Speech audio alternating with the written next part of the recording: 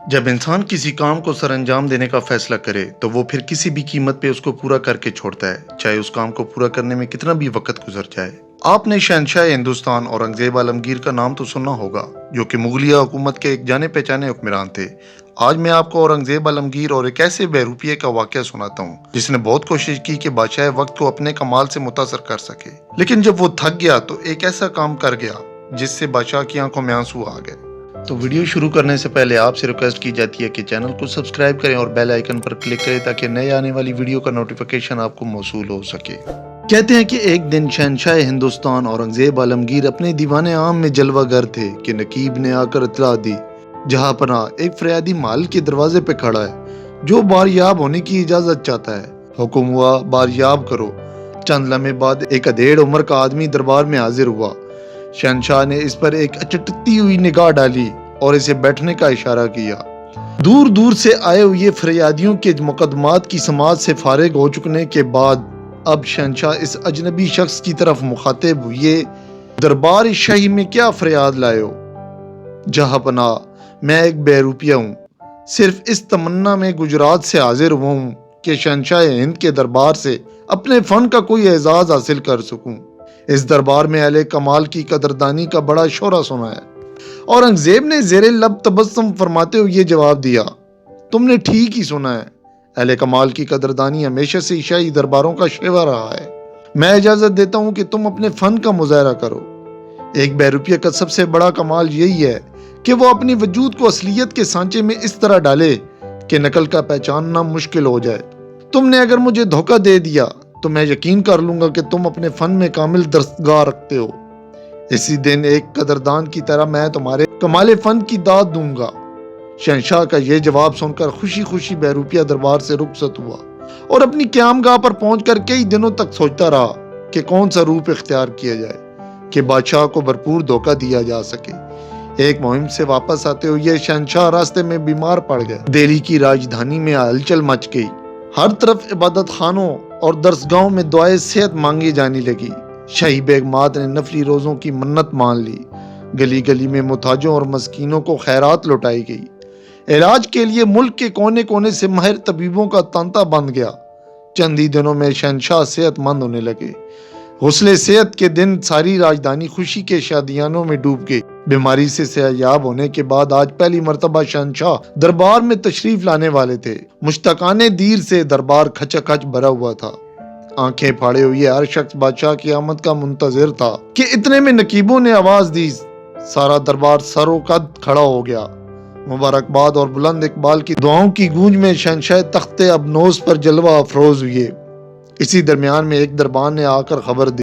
जहां पनाह की अलालत मजाज की खबर ईरान तक जा पहुंची है। इलाज के लिए शाह ईरान ने अपना खसूसी तबीब दरबार आली में हाजिर किया है। वो बारियाब होने की इजाजत चाहता है। शहनशाह ने इस खबर का खैर मकदम करते हुए इसे बारियाब होने की इजाजत मरहम फरमा। शहनशाह ने इस खबर का खैर मकदम करते हुए इसे बारियाब होने की इजाजत मरहमत फरमाई। सारे दरबारी ईरान के शाही तबीब को देखने के लिए मुतवज्जो हो गए। थोड़ी देर बाद हुक्माए यूनान की दस्तारो इबा में एक बूढ़ा शख्स नमूदार हुआ। इसकी पेशानी से हिकमत और दनाई की ज़ानत टपक रही थी। इसके पीछे गुलामों की एक लंबी कतार थी जिनके सरों पे दवाओं के छोटे बड़े संदूक रखे हुए थे। सारा दरबार शाह ईरान के जज्बे हमदर्दी की सताइश से गूंज उठा। शहनशाह थोड़ी देर तक नजरें जमाए हुए आने वाले को देखते रहे। ईरान का तबीब जैसे ही पबोसी के लिए आगे बढ़ा, शहनशाह ने मुस्कुराते हुए कहा, मैंने तुम्हें पहचान लिया। यह जवाब सुनते ही हमारे शर्म के बहरूपिया पानी पानी हो गया। इससे अपने फन की नाकामी पे इतना कलक हुआ कि उल्टे पांव दरबार से वापस लौट गया। एक अरसा दराज तक वो अपनी शिकस्त के गम से न डाल रहा। आंखों की नींदें उड़ गईं। फिर आहिस्ता आहिस्ता इसने अपने टूटे हुए हौसलों को जोड़कर खड़ा किया। आज रमजानुल मुबारक की 29वीं तारीख थी। गुरूब आफ्ताब के चंद ही लम्हे बाद शोर उठा के ईद का चांद नजर आ गया। किला मोहल्ला से तोपे दागी गईं और सारा शहर मुसरत और नशस्त की बारिशों में नहा गया। हर तरफ ईद की चहल पहल शुरू हो गई। आज सारी रात के लिए किला मोहल्ला का दरवाजा खुला हुआ था। मुमलिकत के सारे मसाकीन उमड़ते हुए सैलाब की तरह टूट पड़े थे। ऐलान आम था कि ईद के दिन शाहराहों पर भूखा, नंगा और मुफलूके हाल नजर न आए। صبح ہوتے ہوئے یہ سارے اہل ہوائج کی حاجتیں پوری کر دی جائیں گی۔ راجدھانی میں جشن مسرت کا یہ سما ساری رات کام رہا۔ صبح ہوئی تو ایک نئی فصل بہار کی مسکراہٹیں ہر طرف بکھیری گئی تھیں۔ ساری فضا رنگ و نور میں شرابور تھی۔ اسلامی اقتدار کا لہراتا ہوا پرچم آج آسمانوں کی رفتوں کو آواز دے رہا تھا۔ یہ عالم جان نواز تھا کہ قلعہ معلیٰ سے نماز کے لیے پہلی توپ سرد ہوئی۔ تھوڑی دیر بعد شہراؤں پر فرزندان توحید کی قطاریں لہراتی ہوئی موجوں کی طرح امڑنے لگیں۔ دوسری توپ کے سرد ہوتے ہی قلعہ معلیٰ سے شاہی جلوس جامع مسجد کی طرف روانہ ہو گیا۔ آج شہنشاہ ہند کی پیشانی پہ اعجاز و نیاز بندگی کی خاک چمک رہی تھی۔ اس کی کیفیت دیکھ کر لوگوں کے قلوب ہل گئے۔ کتنی آنکھیں خشیت الہی کے تاثر سے عبیدہ ہو گئیں۔ انہی رکت انگیز جذبات عبودیت کے سائے میں عید کی نماز ختم ہوئی۔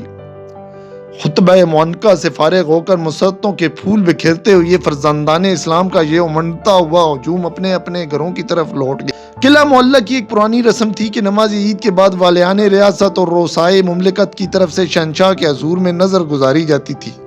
اب ان کی تیاریاں شروع ہو گئی تھیں۔ قیمتی تحائف اور بیش باج جواہرات کے تھال لیے ہوئے نوابوں، راجاؤں اور جاگیرداروں کی منڈیاں قلعہ معلیٰ کی طرف بڑھ رہی تھیں۔ صدر دروازے سے لے کر دیوان عام تک محل کا سارا حصہ دلہن بنا ہوا تھا۔ نقیبوں کی صداؤں کی گونج میں شہنشاہ دیوان عام میں تشریف لائے۔ سلامی اور عید کی مبارکباد کا شور بلند ہوا۔ والیان ریاست اور روسائے مملکت اپنی کرسیوں پر ایک قطار میں بیٹھے ہوئے تھے اور باری باری ایک ایک کر کے سب نے شہنشاہ کے حضور اپنی اپنی نظر پیش کی۔ اخیر میں ترکستان کا ایک جوری اٹھا۔ اس نے شہنشاہ کے حضور میں ایک چھوٹا سا صندوق پیش کرتے ہوئے یہ کہا، اس میں بدخشاں کا وہ لال شب چراغ ہے جو 1000 سال تک مریخ کی خنک چاندنی پہ پرورش پاتا رہا، تب جا کر آج اسے پائیگاہ عالی تک پہنچنے کا اعزاز حاصل ہوا ہے۔ بزم فلک کا یہ پروردہ نگینہ اس وقت روئے زمین پہ ایسے ہی منفرد اور لاشریک جیسے جہاں پناہ کی سوتے شاہانہ، شعبۂ تاریکی کی روشنی، دیدہ عقل کا چراغ، چمنستان آرزو کا لال اور بہت سارے ناموں سے ترکستان کے جوریوں نے اسے موسوم کیا ہے۔ فرما روائے ہند کے حضور میں یہ تحفہ نایاب پیش کرتے ہوئے آج میری مسرت کی کوئی انتہا نہیں ہے۔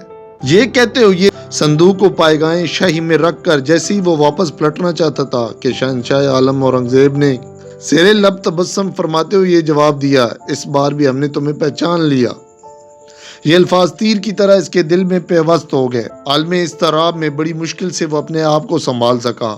اس بار کی چوٹ اتنی گہری تھی کہ بہت دنوں تک اس کے دل کا زخم رستا رہا، لیکن 1000 شکست اور رخت کے بعد بھی اس نے اپنا حوصلہ ٹوٹنے نہیں دیا۔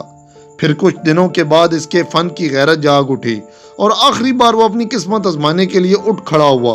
کچھ ہی عرصے بعد دکن کے علاقے سے یہ خبر موصول ہوئی، وہاں بہت سے راجاؤں نے خود مختاری کا اعلان کر دیا ہے اور وہ بغاوت کے لیے اٹھ کھڑے ہوئے ہیں۔ تضائع وقت کے مطابق آتش بغاوت کو فروغ کرنے اور باغیوں کو کیفر کردار تک پہنچانے کے لیے شہنشاہ ہند نے بذات خود دکن کی مہم پر روانگی کا ارادہ فرما لیا۔ ملک کے گوشے گوشے سے ایک عظیم لشکر کی ترتیب کا کام شروع ہو گیا۔ ساری تیاریاں مکمل ہو جانے کے بعد ایک معین تاریخ پر شہنشاہ کی روانگی طے پا گئی۔ آج صبح سویرے حضرت اورنگزیب ایک لشکر جرار اپنے جلوس میں لیے ہوئے روانہ ہو گئے۔ جن جن گزرگاہوں پہ شہنشاہ اورنگزیب گزرتے تھے سارے علاقے میں دھوم مچ جاتی تھی۔ سفر کا روٹ آبادیوں اور شہروں سے ہٹ کر زیادہ تر پہاڑوں اور جنگلوں کو عبور کرتے ہوئے بنایا گیا تھا۔ صبح و شام موصول ہونے والی اطلاعات کے مطابق یہ مہم نہایت سنگین ہوتی جا رہی تھی۔ باغیوں کے چھوٹے چھوٹے حلقے آپس میں متحد ہوتے جا رہے تھے۔ اس طرح دکن میں ایک بڑی باغیانہ قوت مستحکم ہوتی جا رہی تھی۔ اس لیے اس سفر میں ہر دوسرے تیسرے پڑاؤ پر نئی نئی کمنگ فوج میں شامل ہوتی جا رہی تھی۔ حضرت اورنگزیب عالمگیر تمام بزرگان دین اور اولیاء مقربین کے ساتھ گہری عقیدت رکھتے تھے، اس لیے دستور یہ تھا کہ راستے میں جہاں بھی کسی بھی بزرگ کا مزار ملتا قافلہ روک کر مزار پر حاضری دیتا، فاتحہ پڑھ کر فتح و نصرت کی دعائیں مانگتے اور روانہ ہو جاتے۔ دوران سفر ایک پہاڑی سلسلے کو عبور کرتے ہوئے ایک جگہ سے گزرے تو دیکھا کہ کئی ہزار انسانوں کا ہجوم لگا ہوا ہے۔ خیموں اور پھونس کی جھونپڑیوں کی ایک نئی بستی آباد ہو گئی ہے۔ کوثار کے ویرانوں میں انسانوں کا یہ ہجوم دیکھ کر شہنشاہ کو بہت بڑی حیرت ہوئی۔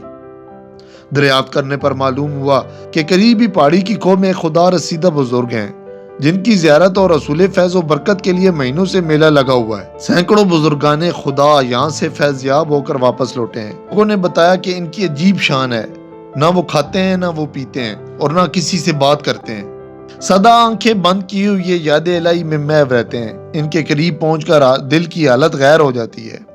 इनके पुरनूर चेहरे पर नजर डालने की ताब बड़ी मुश्किल से किसी के अंदर पैदा होती है। ये बात सुनकर औरंगजेब आलमगीर के दिल में भी इनकी ज़ियारत का इश्तियाक पैदा हुआ। अमीर लश्कर को हुक्म दिया कि यहाँ पड़ाव डाल दिया जाए। दम के दम में पहाड़ी का तवीलो अरीज दामन एक शहर में तब्दील हो गया। शाम हो चुकी थी, इसलिए तय पाया कि सुबह के उजाले में दरवेश की ज़ियारत के लिए शहंशाह तशरीफ ले जाएंगे। सुबह होते ही पहाड़ की खो तक सारी गुजरगाह को सिपाहियों ने हमवार कर दिया। एक खुदा रसीदा बुजुर्ग की ज़ियारत की नीयत से शहंशाह ने गुस्ल किया, नए कपड़े ज़ेद तन फरमाए, 2 रकात नमाज नफल अदा की और बराना पाँव चल पड़े। अकीदत का एहतमामी शौक देखकर लोगों ने बादशाह की नेक तंती और दरवेश नवाजी का एतराफ़ कर लिया। गार के दाने पर पहुंचकर शहंशाह रुक गए। खादिम ने बताया कि अभी हजरत आलिम इस्तगराक में है, थोड़ी देर तो कूफ किया जाएगा। शहंशाह मुजस्मा अकीदत बने हुए इंतज़ार शौक में खड़े रहे। कुछ वक्फे के बाद खादम ने आकर इतला दी कि आप अंदर तशरीफ ले जाएं। खुदा रसीदा बुजुर्ग के करीब पहुंचकर बादशाह बहुत ज्यादा मुतासर हुए। फर्शे जमीन पर अदब से 2 जानू बैठ गए। देर तक इनकी रूहानी फयाजो बरकत के उम्मीदवार बनकर खामोश बैठे रहे। काफी अरसा गुजर जाने के बाद बादशाह ने अपनी मुहिम की कामयाबी के लिए दुआ की दरख्वास्त की, लेकिन दरवेश ने बादशाह की अर्ज की तरफ कोई तवज्जो न दी। वो बदस्तूर अपने आलम मवीयत में डूबा हुआ था। इसके इस्तगना की ये शान देखकर बादशाह और ज्यादा मुतक़द्द हो गया। काफी देर गुजर चुकी थी, इसलिए बादशाह ने वापसी का इरादा किया। खादम बाहर निकल चुका था, अब मुकम्मल तन्हाई का आलम था। बादशाह ने दमे रुखसत दरवेश की खिदमत में अशरफियों का एक तोड़ा बतौर नजराना पेश किया और उठते हुए जैसे ही वो दस्त बोसी के लिए झुका, बहरूपिया ने दोनों हाथों से बादशाह के कदम थाम लिए। बस हो गया जापना, मेरे फन का ये आखिरी स्टेज था। मैं दरवेश नहीं हूँ, वही बहरूपिया हूँ जिसे आपने शिकस्त दी। इतनी बड़ी गुस्ताखी मुझसे सरदर्द नहीं हो सकती। क्या आप मेरे हाथ का बोसा लें? यह जवाब सुनकर बादशाह पर एक सख्ते की कैफियत तारी होगी।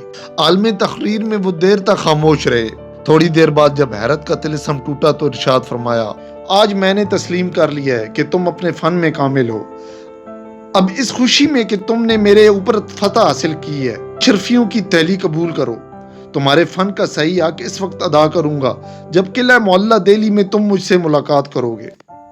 दक्कन की मुहिम से फारिग होकर दारुल खिलाफा को वापस लौटूंगा तो तुम्हारा नहायत शिद्दत से इंतजार करूंगा। ये कहते हुए जैसे ही बादशाह ने कदम आगे बढ़ाए, बहरूपिया ने दामन थाम लिया। जहां पनाह अशरफियों की ये थैली लेकर अब मैं क्या करूंगा?